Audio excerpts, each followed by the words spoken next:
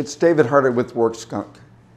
And today we're going to look at remote work, hybrid work, and live work.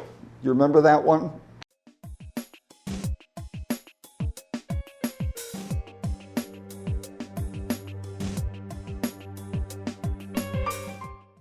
We are going through changes of such magnitude that it's a good idea to reevaluate how we manage organizations, how we interact with our employees, how to understand how to build an airplane in flight without blueprints. That's how it feels. So our offices are right next door to one of the biggest entertainment companies in the country, in the world for that matter. And for 2 years, it's been like a ghost town over there. And recently they announced a return to work, the real office, and it hasn't happened. So here's what took place. And here is the new dilemma for all of us who work or employ workers. There was a time that we were telling people that if we had 1 year of a lockdown, we could come out of it strongly. But if we had 2 years, it would have an enormous toll on our economy. And that's true, but it's bigger than that. After 2 years, people that drove hours per day to hold a job had been working at home, and at first they discovered they survived. Going into the second year, they started evaluating this thing that I've been doing, driving an hour each way, like in Los Angeles, that's like small, in order to hold a job. And look at all that's happened with the time that I've gotten back, able to spend much more time with my children. I'm able to exercise more, whatever it is that constitutes a better life, they found it. And ordering them back, what happens right away is that the recruitment industry finds these individuals that are working in the company that just made the announcement to tell them there is a labor shortage. And we represent employers that are only too happy to bring you on board and to work from your home. That's the reality today. There's a bigger picture in here in how we work with our remote employees and how we create possibly the single most important fuel in having an engaged, highly productive team, and that's relationships. About 7 years ago, Fortune magazine, which publishes the 100 best places to work list, they did a second study for the first time. They looked at employers that had been on the list for 10 years and more.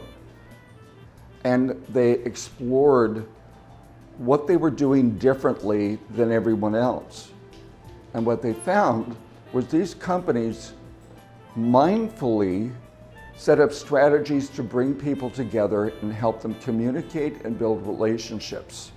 I've worked with some of the most amazing entertainment and media companies in the world, and the best of them have built entire environments around creating collaboration, teamwork, respect.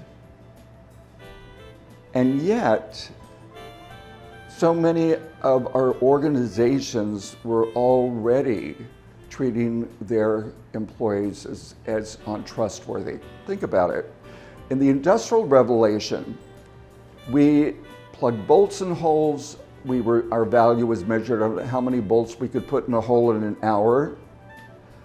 And we almost always had a mid-manager behind us yelling, "Hurry," and threatening us if we fell back a bit.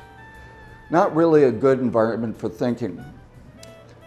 But then Information technology started to change everything, and what we began to find was that when an organization goes through a difficult time, relationships are the ones that keep the most valued employees there. We found that when people went to work on a big change initiative, that they came back and told us that their friends helped them do it. That's the power of relationships. And so now, when we have all of these different versions of relationships, and we also have the imperative on employers to choose trust, okay? We've all had relationships where at some point it became important that we choose to trust the person in front of us. And some places don't know how to do that. So let's start there. We began bringing our program, the Inspired Work program, into organizations about 20 years. For the first 10 years of our business, it was focused exclusively on the individuals who came to the 2-day program to define every important aspect of their work. So if they were in the wrong role, they defined the right role, why they were there. If they weren't cut out for jobs and wanted to have their own business, but were afraid to do it, they worked through that. And we had a lot of people that, because of behaviors or outdated belief systems, had big problems that, well, I'll rephrase it, they were the problem. And as they came up with a solution, they went back and they sailed along. So a lot of employers said, well, good Lord, if we give this program to our teams, they'll pack their bags and leave. And we had to work through that for a long time. But from the day that we started, we found that when we put a group of people together and they worked together, and they described their individual and collective dreams, aspirations, needs, and expectations, extraordinary things happen. And we found that by helping people tell each other the truth in a constructive way, that they took care of each other in ways that they never could have comprehended before. So as we move into this new world, it's more important than ever that we help our people tell the truth to each other. It's important that we help our dogs behave. Keep running, I love them. We have dachshunds in our home, our studio, and they've been a part of Inspired Work for 32 years. So back to this turning point. We need to be trusting people, but we also need to be giving some people the benefit of the doubt. So if a leader is saying we're changing, we're going to take on this model, we're going to work with you, it's a good idea to select to trust them as well, because if we don't, it'll never work. It's that simple. And we found that when people are in the workplace and they feel disconnected from each other, that is the #1 reason people fail today. We are in a landscape where everything changes so quickly that of course we need active learning. Of course we need to go online and find out new information.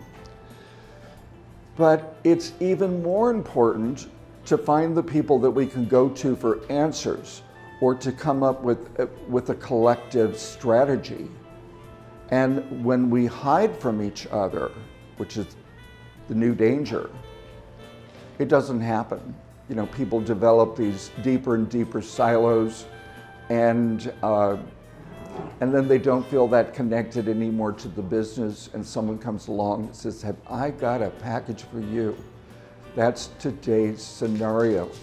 So whatever it takes, I would suggest that connectivity amongst your workers leads to connectivity with your surrounding market.